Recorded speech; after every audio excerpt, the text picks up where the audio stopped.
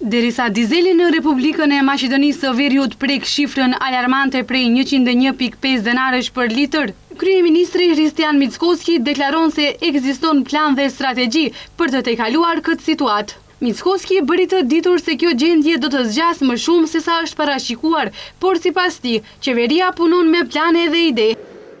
Ne kemi një strategji të qartë, kemi një plan të qartë. Sipas analizave tona, kjo do të zgjasë. Kjo situatë që po ndodh në gjirin persik mund të zgjasë edhe disa vite, po ndërmarrim hapat me kujdes në mënyrë që të mos ecënojmë stabilitetin makroekonomik në vend. Nga ana tjetër, synojmë të sigurojmë karburante të bindshëm më të lira për qytetarët edhe industrinë në vendin tonë. E gjithë kjo situatë, për fat të keq, do të zgjasë pak më shumë se nga sa parashikohej, pra mund të zgjasë edhe disa vite.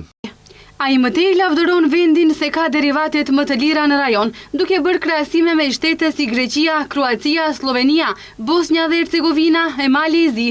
Ndërkaq që nga LSDM thanë se rritja e çmimit të dizelit përbën një barë të re për qytetarët dhe bujqit. Nënkryetaria e LSDM-s Jovana Trenčevska tha se dizeli vetëm për 6 muaj është rejtuar për 43%, ndërsa kostot më të larta të karburantit do të kenë pasoja edhe në prodhim dhe transport, gjë që siç paralajmëroi ajo, do të çojë në rritje të reja të çmimeve të ushqimeve.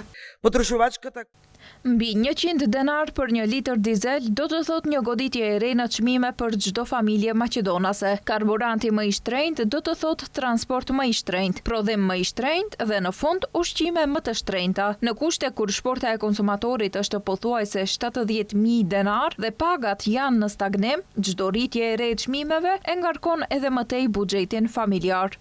Kujtojmë se seria e rritjeve të çmimeve të derivateve filloi pas shpërthimit të luftës në Iran, e cila pasoi me mbylljen e ngushticës së Ormuzit. Kjo çoi në rritjen e çmimeve të derivateve në tregjet botërore.